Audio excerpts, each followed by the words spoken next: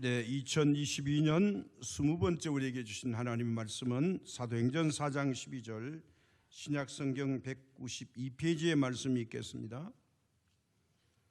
12절 말씀 한 것만 우리가 말씀을 같이 한번 읽겠습니다. 다른 이로서는 구원을 받을 수 없나니 천하 사람 중에 구원을 받을 만한 다른 이름을 우리에게 주신 일이 없음이라 하였더라. 아멘. 저는 오늘 이 세상의 이름 중에 이름, 최고의 이름을 여러분에게 소개하고자 합니다. 그분은 바로 예수 그리스도이십니다. 지난주에는 어버이 주일이라서 우리 이 말씀을 저지난 주에 의해서 바로 전하지 못하고 오늘 전하게 됐습니다. 이 땅에 태어나면서부터 한 번도 걸어본 적이 없는 한 기구한 운명의 사람이 있었습니다. 그런데 이 사람이 예수님의 이름으로 벌떡 일어나서 걷고 뛰고 그리고 빙빙 돌아봅니다. 꿈에도 소원이 현실이 되어버렸습니다. 40년이 되니까 그는 그 눈앞에 보이는 동전석에 던져지는 동전 몇 입에 기쁨을 가졌지만 예수님의 이름으로 그는 벌떡 일어나고 말았습니다. 일어난 것만 아니라 그는 베드로와 요한을 따라서 성전 안에 들어가서 찬양을 합니다. 아니 불과 10분 전에 앉아있던 사람이 일어나서 성전 안에 들어와서 펄쩍펄쩍 뛰고 있습니다. 놀라운 기적의 사건이 바로 예루살렘 성전에서 일어났기 때문에 온 예루살렘 성 안에 순식간에 소문에 소문, 꼬리에 꼬리를 물고 이 기적이 전파되고 말았습니다. 이런 일들은 하나님의 영으로서만 가능한 일입니다. 걷잡을 수 없이 소문이 퍼져나갔습니다. 이런 일은 하나님의 영이 아니고는 분별할 수 없고 은혜를 받을 수가 없습니다. 그러므로 성령을 받은 사람은 주님의 일을 맡기면 충성스럽게 감당하게 됩니다. 그래서 오늘 우리가 사도행전 3장과 2장에서부터 이어지는 모든 일을 보면 이것은 바로 사도행정이 아니라 성령행정이라고 해도 아무 이유를 달 수가 없습니다. 예수님이 부활하시고 40일 동안 이 땅에 계시다가 이제 하늘로 가신 다음에 열흘째 되는 날 오순절에 마가의 다락방에 120명이 모여서 전혀 기도에 힘쓸 때에 성령 사건이 일어납니다. 성령의 충만한 임재가 있었습니다. 이 사건 때문에 12사도 중에 가장 대표적인 이 베드로가 큰 변화가 일어나게 됩니다. 이제 복음서에 나타난 이 베드로와 사도행전에 나타나는 베드로는 완전히 차원을 달리하는 모습을 볼 수가 있습니다. 복음서의 베드로는 어떻게 되느냐? 요약해서 말씀드리면 바로 이겁니다. 주님이 잡히시기 전에 성만찬을 하면서 제자들에게 말씀했죠. 너희들이 말이야 오늘 밤에 나를 버리고 다 도망갈 거야. 그럴 때 베드로가 이렇게 대답하죠. 마태복음 26장 33절과 35절에 이렇게 말합니다. 베드로가 대답하여 이르되 모두 주를 버릴지라도 나는 결코 버리지 않겠나이다. 예수께서 이르시되 내가 진실로 내게 이르노니 오늘 밤 닭 울기 전에 내가 3번 나를 부인하리라. 베드로가 이르되 내가 주와 함께 죽을지언정 주를 부인하지 않겠나이다 하고 모든 제자들도 그와 같이 말하니라. 모든 제자도 그와 같이 말하니라. 그러나 그날 밤에 대제사장 가야바의 공의 뜰에서 베드로는 3번이나 주님을 모른다고 부인하고 또 예수님을 저주했습니다. 제자들이 다 뿔뿔이 흩어지고 도망쳐 버렸습니다. 이때 그 대제사장의 몸종인 여자아이가 베드로를 보고 말합니다. 이 사람도 갈릴리 나사렛 예수의 당이다. 그 말에 베드로가 겁을 먹고 나는 내가 말하는 걸 알지 못하겠다 변명했죠. 그 다음에 또 말합니다. 이 사람은 진실로 나사렛 예수와 함께 있었도다. 그러니까 베드로가 나는 그 사람을 알지 못한다. 3번째 말합니다. 너도 진실로 그 당이다. 너 예수 당이다. 그때 베드로가 부인하며 저주하며 나는 그 사람을 알지 못한다고 극구 부인했습니다. 이 내용이 마태복음 26장 69절에서 75절까지 기록되어 있습니다. 어린 여자아이 앞에서 예수님을 부인하고 저주하는 비겁한 베드로였습니다. 그랬던 베드로가 사도행전에 와서 보면 2장에 와서 성령의 사건이 임재할 때 완전히 변화가 일어났습니다.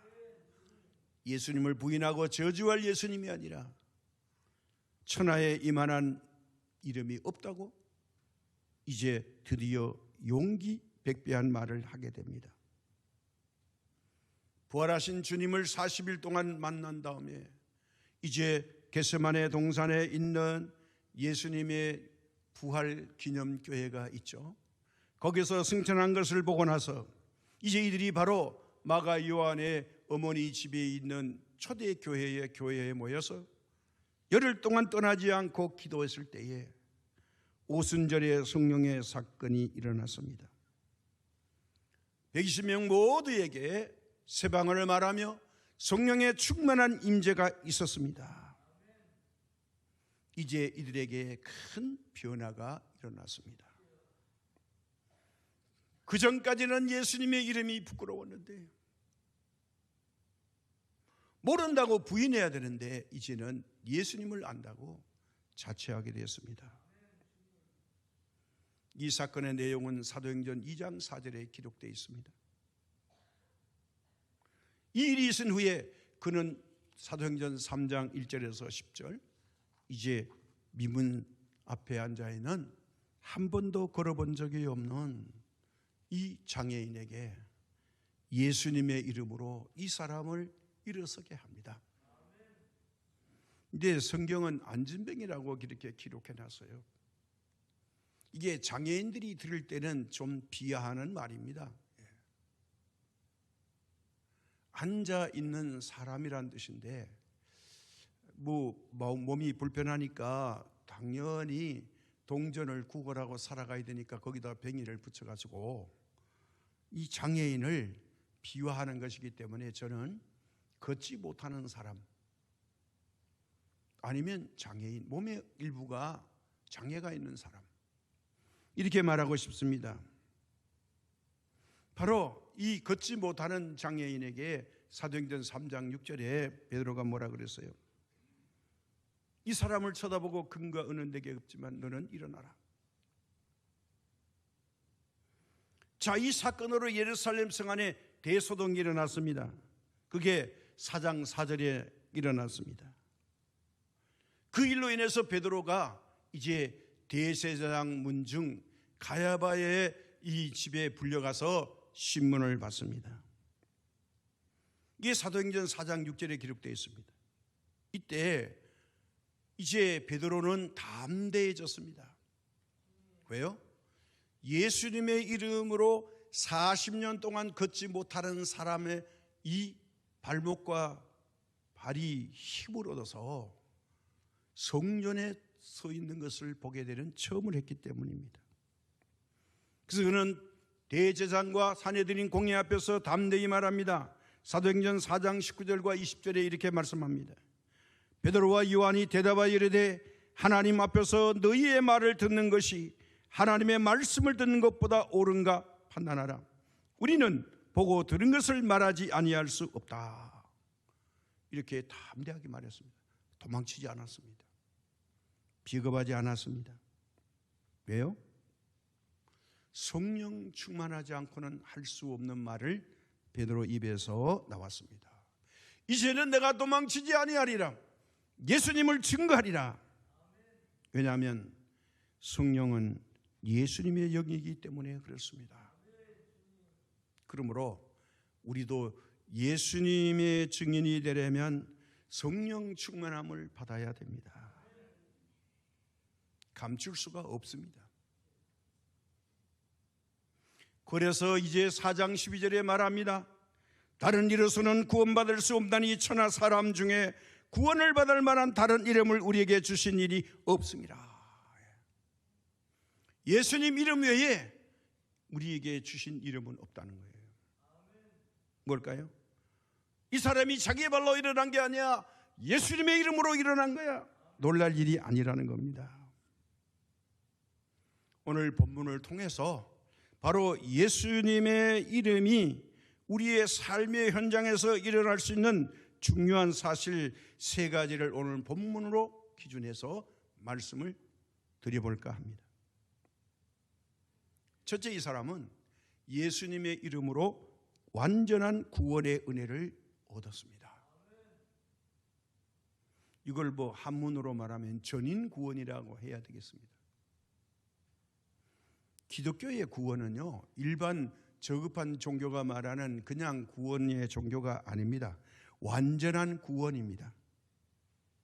이 구원은 단순한 영혼만 구원하는 게 아니라 이제 영혼과 육체와 이 범사까지 구원하는 전인적인 구원입니다. 이걸 신학으로 다른 말로 통전적 구원이라고 말하기도 합니다만은 우리가 그렇게까지 몰라도 괜찮습니다. 자, 주님의 구원 사역에서 잘 가르쳐 주고 있는 게 뭘까요? 주님은 사람들이 광야에서 굶주렸을 때에 오병이어와 칠병이어를 하셨죠. 또 병든 자를 다 고쳐주셨죠. 세 번째, 귀신 들린 사람을 그의 영혼을 풀어주셨습니다. 이게 바로 예수님의 이름으로 이 모든 것이 가능하고 예수님이 말씀만 하시면 가능한 일입니다. 그래서 백부장이 뭐라 그래요? 말씀만 하옵소서. 그리하면 내 종이 낫겠나이다. 우리 집에 오실 필요가 없다는 거예요.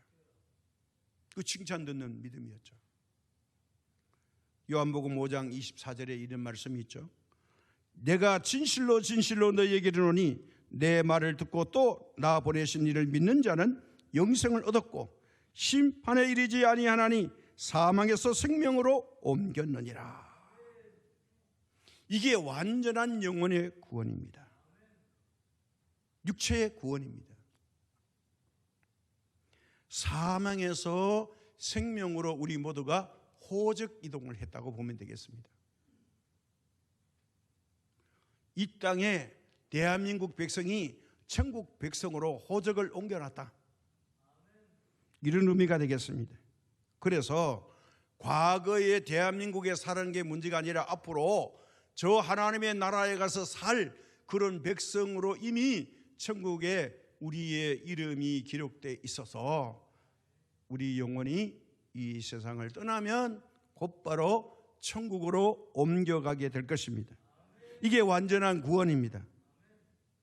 요즘 보니까 국회의원이나 지방자치 단체장 선거 나오면 그 지역에 주소를 옮겨야 한다며요. 안 그러면 그거 안 된다면서요. 우리도 우리의 주소가 이중 국적이어야 됩니다. 이 땅의 대한민국, 그 다음에 우리 영원히 가야 할 저 하나님의 나라 천국 백성으로 호적이 기록되어야 할 줄로 믿습니다. 자, 이 일이 그냥 됐느냐? 아닙니다. 이 일을 위해서 예수님은 죄 없는 독생자의 모습으로 오셨습니다. 우리가 잘 아는 요한복음 3장 16절. 오시기만 하면 되는 게 아닙니다. 이 죄의 문제를 처리해 주셔야 됩니다. 그게 뭘까요? 하나님의 미랄로 죽으셨습니다. 요한복음 12장 24절. 죽으시기만 하면 안 됩니다. 부활하셔야 됩니다. 완전한 부활하셔야 됩니다. 그래서 예수님의 이름으로 천국 가는 길을 여셨습니다. 요한복음 14장 6절입니다. 자, 이 길을 베드로와 요한이 하나님 앞에서 이제 본보기를 보여주신 겁니다.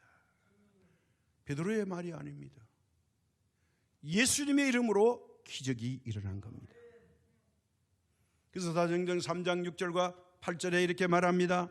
베드로가 이르되 은과 금은 내게 없거니와 내게 있는 이것을 내게 주노니 나사렛 예수의 이름으로 일어나 걸으라 하고 오른손을 잡아 일으키니 발과 발목이 곧 힘을 얻고 뛰어서서 걸으며 그들과 함께 성전으로 들어가면서 걷기도 하고 뛰기도 하며 하나님을 찬송하니.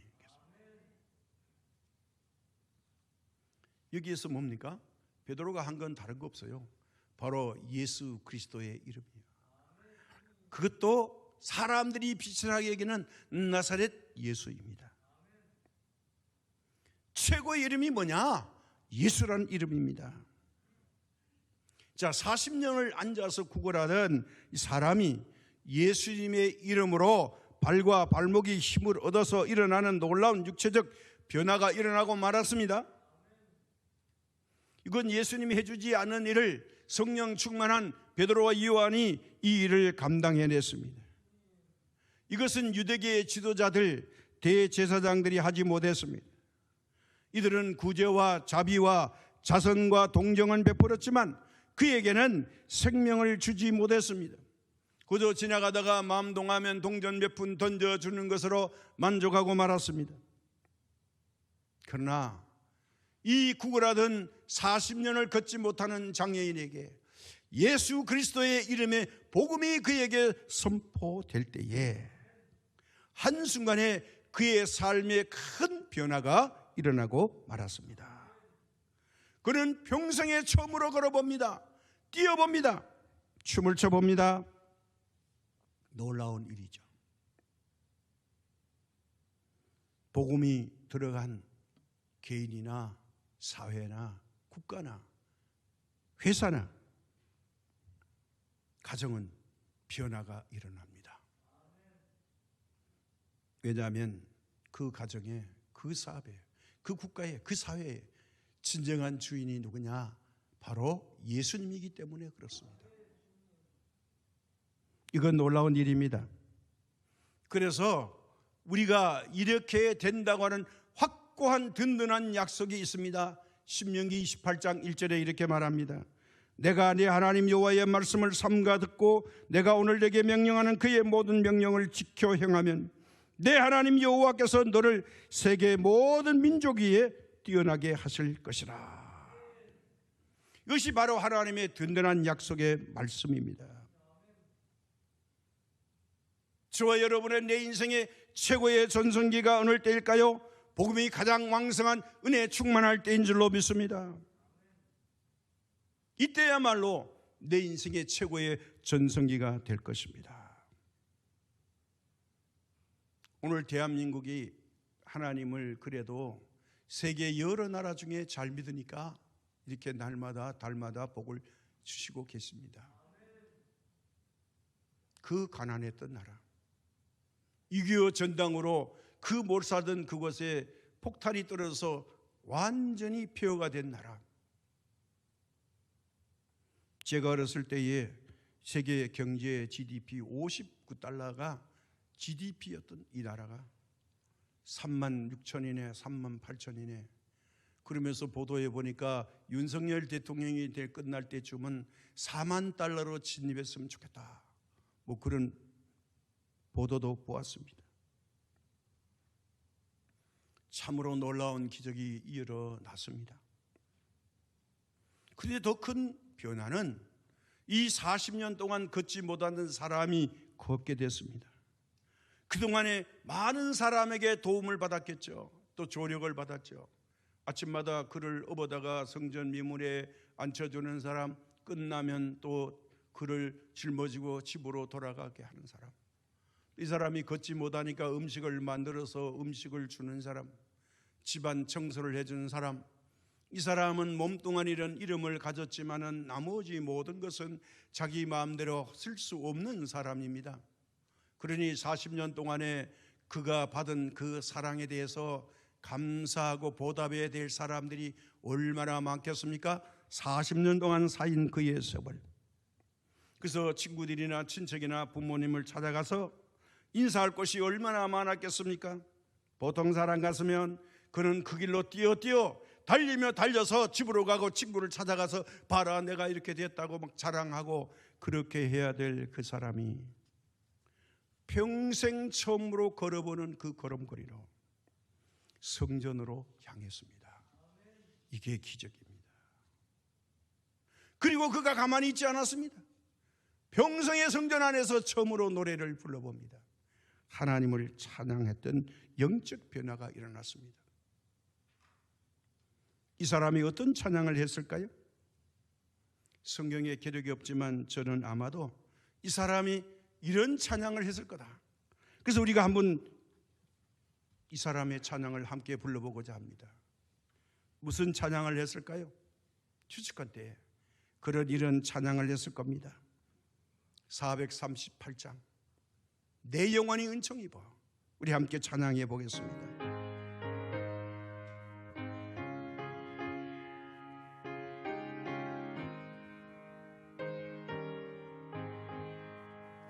내 영혼이 은총 입어 중한 죄짐 벗고 보니 슬픔만이 이 세상도 천국으로 허도다.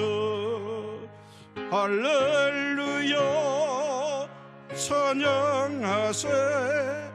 내 모든 죄 사함받고 주 예수와 동행하니 그 어디나 하늘나라.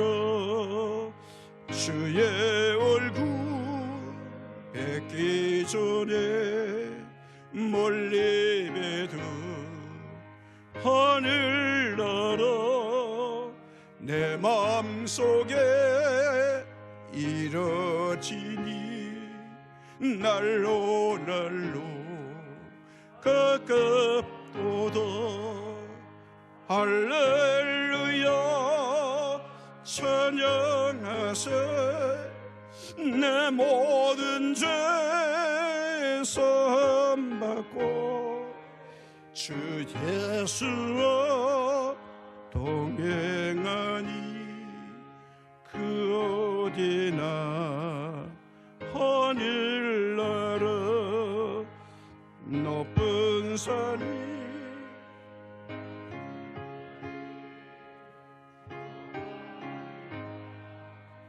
궁궐이나 내 주 예수 모신 곳이 그 어디나 하늘나라.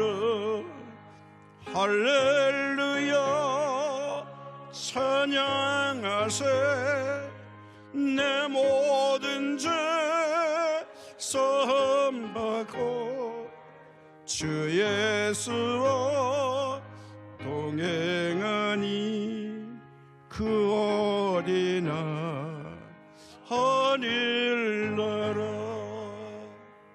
그렇습니다.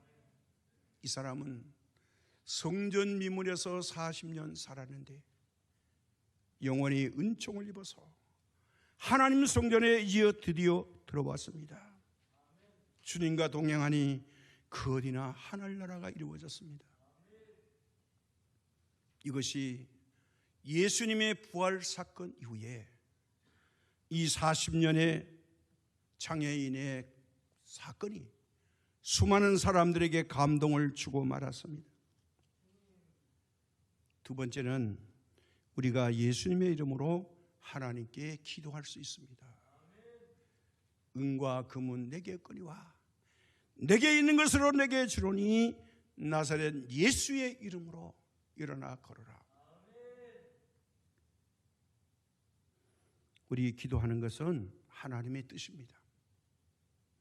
기도하라 그랬지 기도하지 말라는 말씀은 한 것도 없습니다.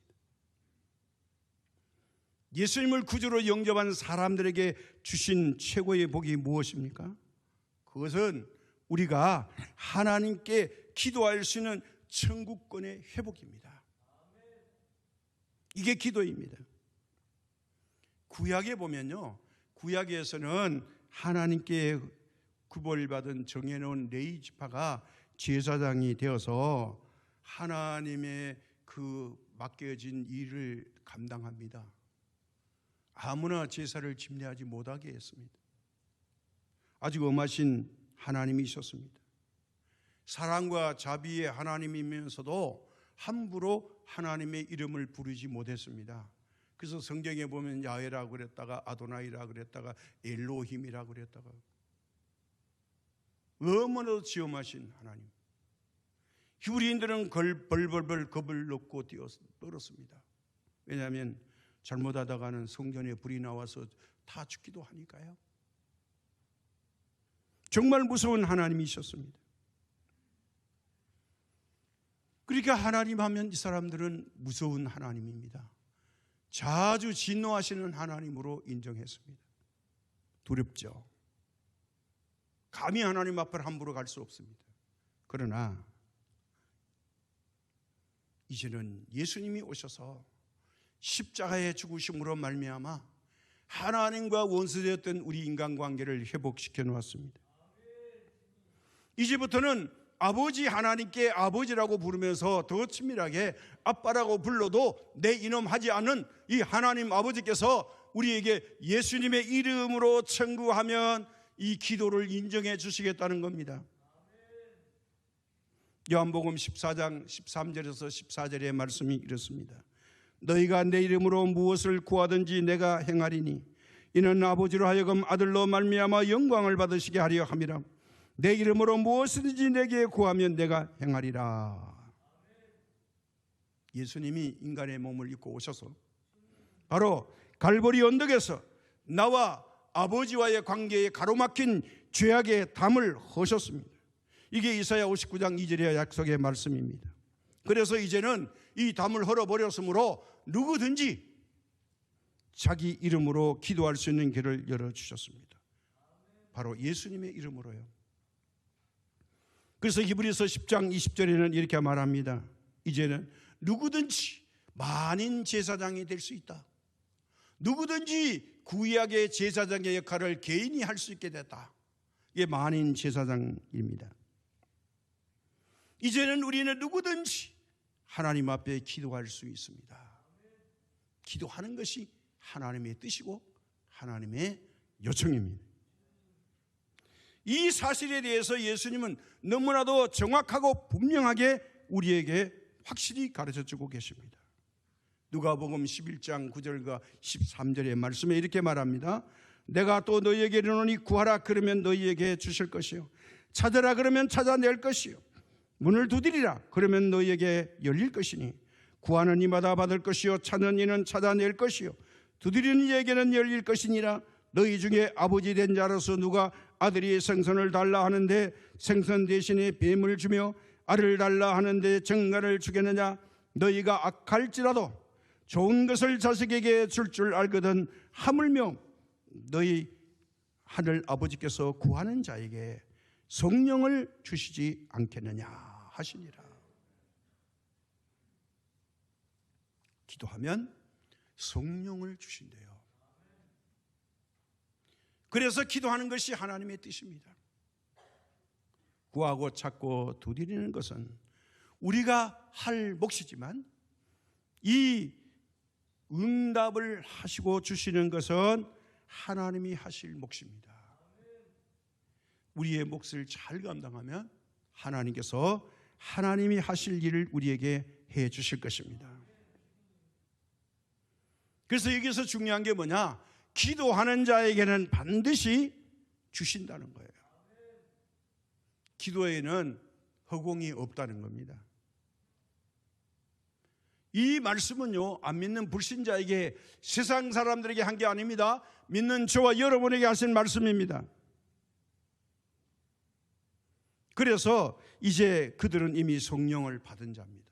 기도를 한다는 것, 기도를 해야 된다는 걸 느끼는 분들은 이미 성령님이 그분 안에 와서 계신 겁니다. 그래서 이 성령님이 우리를 기도하게 하십니다. 로마서 8장 23절과 28절까지 보면 우리가 말할 수 없는 탄식으로 기도하게 하시고 우리를 대신해서 하나님께 고백한다고 했습니다. 구하면 반드시 주실 것이고 좋은 성령의 선물을 주실 것이라고 약속했습니다. 충만한 성령을 받아야 나의 세속적인 모든 가치관이 변합니다. 성령 충만하지 않으면 자꾸 세상의 눈에 들어옵니다. 그러나 성령이 충만하면 세상 걸 이길 힘이 생깁니다. 그래서 성령 충만하셔야 됩니다. 그래서 성령 충만하도록 우리가 늘 깨어서 기도해야 됩니다. 자, 늘 깨어서 기도하면 어떤 권세가 따를까요? 드디어 우리는 예수님의 이름으로 사탄의 권세를 정복합니다. 이게 은혜 중에 은혜입니다. 베드로가 누구의 이름으로 했죠? 예수의 이름으로. 사탄들은 지금 공중 권세를 찾고 있습니다. 이 말은 이 사탄들은요, 우리 인간의 육체와 같이 제약을 받지 않고 영적인 존재로 마음대로 돌아다닌다는 겁니다. 에베소서 2장 1절과 2절에 이렇게 말씀이 기록되어 있습니다. 그는 허물과 죄로 죽었던 너희를 살리셨도다. 그때는 너희는 그 가운데서 행하여 이 세상 풍조를 따르고 공중의 권세 잡은 자를 따랐으니 곧 지금 불순종의 아들들 가운데서 역사하는 영이라. 사탄의 얘기나 그 말이죠. 그래서 우리가 여기에 자꾸 졸기의 노릇을 한다는 겁니다. 마틴 루터가 종교개혁을 하려고 하니까 1517년 그가 결심하고, 이게 로마 가톨릭은 틀려먹었다, 희망이 없다, 이제 모든 사람이 성경을 가지고 읽어야 하나님을 진실로 만날 수 있다. 1517년 그는 종교개혁을 드디어 시작하죠. 이때 마귀들이 집요하게 이 마틴 루터가 그 일을 하지 못하도록 방해를 했습니다. 그래서 마틴 루터가 그때부터 그가 즐겨부린 찬송이 우리가 알고 있는 찬송입니다. 찬송가 585장입니다. 우리 함께 찬양을 부르면서 승리할 수 있기를 바랍니다. 585장 찬송입니다.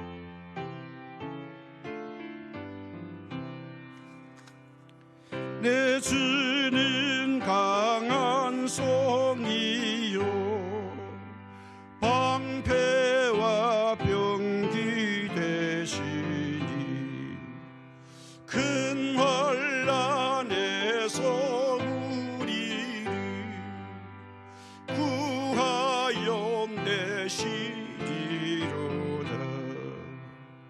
옛 원수 마귀니 이때도 힘을 써 노력과 권세로 무기를 써으니 천하에 누가 당하랴.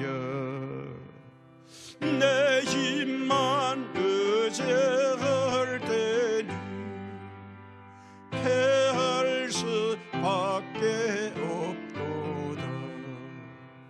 힘 있는 장수 나와서 날 대신하여 싸우네.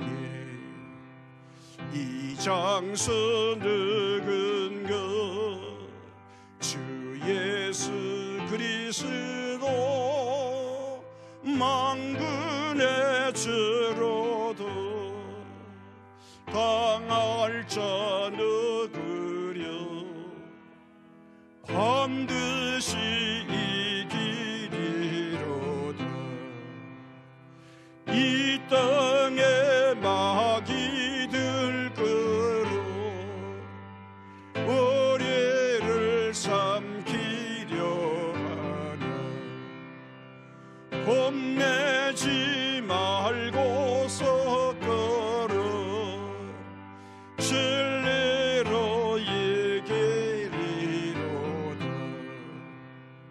천적과 재물과 명예와 생명은 다 뺏긴데도 진리는 살아서 그 나라 영원하리라.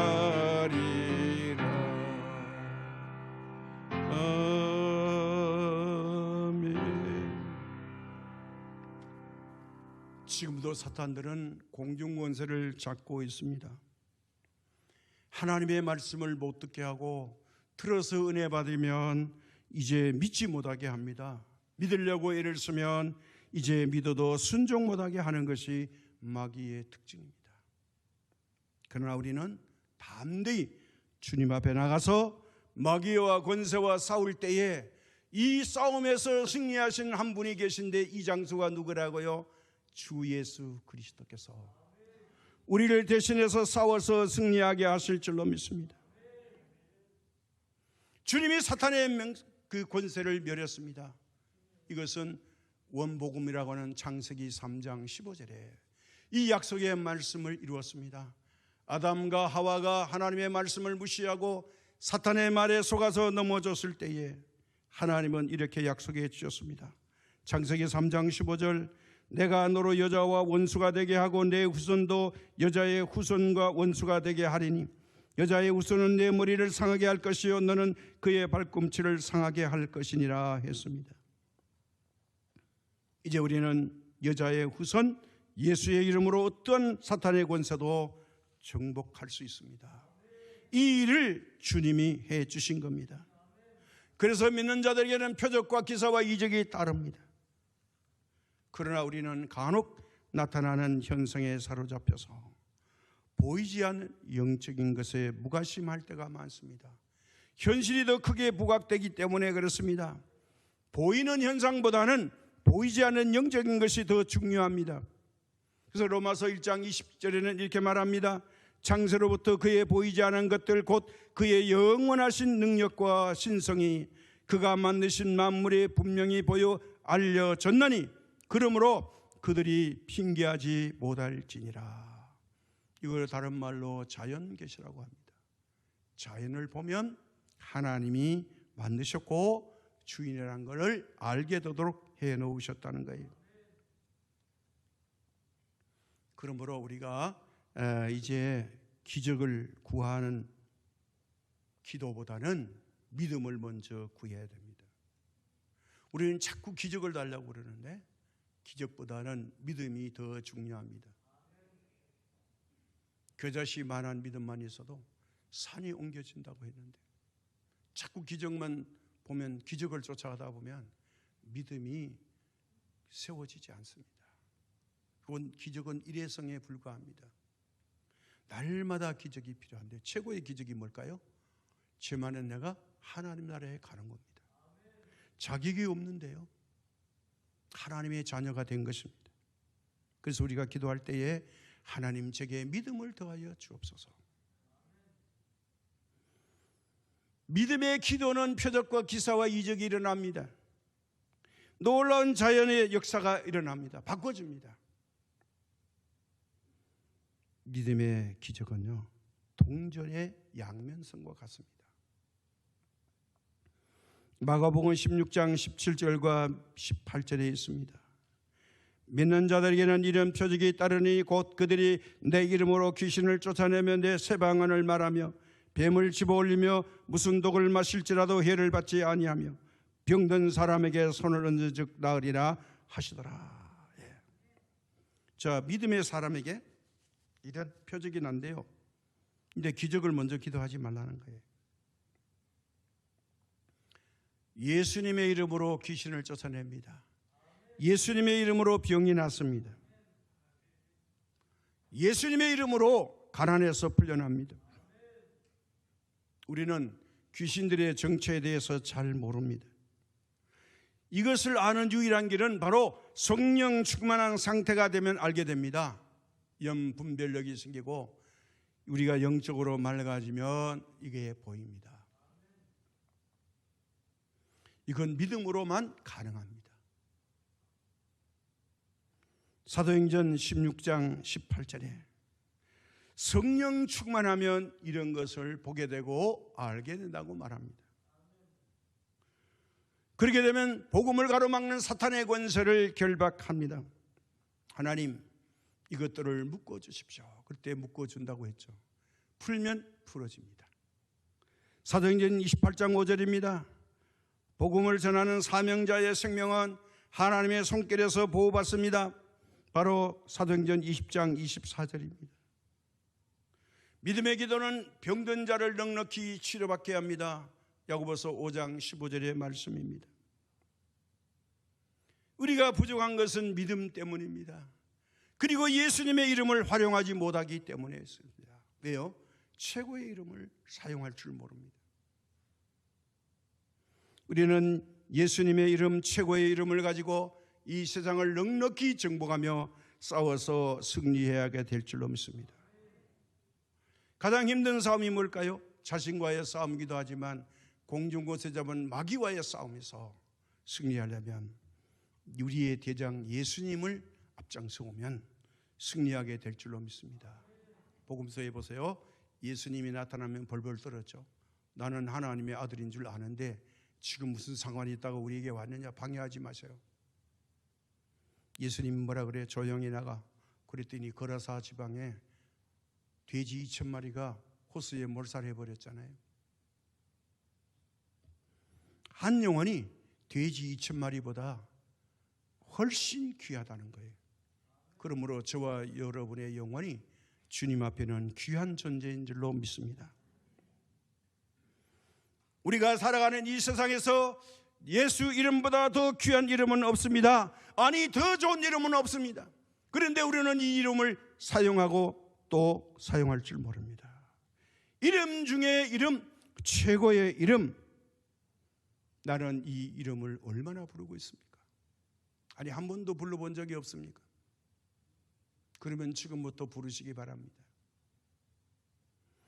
예수 그리스도의 이름이 내 입술의 열매가 되시기를 주님의 이름으로 축복합니다.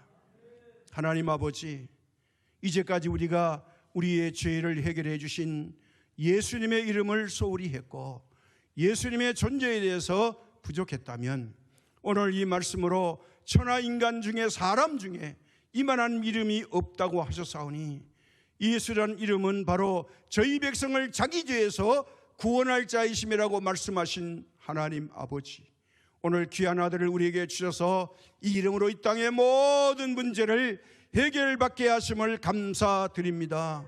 오늘도 예수님의 이름을 친숙히 부르면서 우리의 친구가 되시고 함께 해주심을 감사드립니다. 오늘 우리가 이름 불러 주님 앞에 고백이 될 분들이 있습니다. 최자 권사님과 윤영옥 사모님, 박정환 집사님, 그리고 이광자 집사님, 유재우 집사님, 이종호 집사님, 김도연 성도님, 그리고 최석인 장로님과 그 외 여러분들이 병중에서 신음하고 고통 중에 있사오니 하나님의 거룩한 손길을 들어서 나사렛 예수 이름으로 40년 동안 앉아있던 이 사람이 일어났던 것처럼 모든 분들의 연약한 질병들이 고침받게 하시고 이상길 장로님에게도 함께하여 주옵시기를 비옵고 원합니다. 유재우 집사님에게도 함께하여 주시옵고 또 이명 집사님과 그 위에 모든 병을 가지고 있는 분들 그 몸속에 예수님의 영이 함께해 주셔서 치료받고 일어나게 하여 주옵시고 우리가 복음을 심어서 이 시대에 예수님의 증인되는 귀한 역사가 있게 하옵시며 이 증인의 사역에 우리 장성 시민교회가 쓰임받게 하여 주옵시고 우리가 가지 못하는 선교지마다 우리 하나님이 함께해 주시며 특별히 제20회 수군과 대하에 함께해 주시옵기를 비옵고 원합니다. 우리는 이 땅에 학렬을 가짐으로 원하는 분들을 다 모시지 못해서 이렇게 행복한 고민을 하게 되었습니다. 하나님께서 길 열어주시고 인도하여 주옵시고 하나님의 뜻 가운데 이 사명을 감당할 수 있도록 도와주시옵고 이를 위해서 이미 도움의 손길에 돕는 선사를 준비하신 하나님, 손길마다 하늘의 복을 내려 주옵소서. 모든 말씀 우리 주 예수님의 이름으로 기도드립니다. 아멘.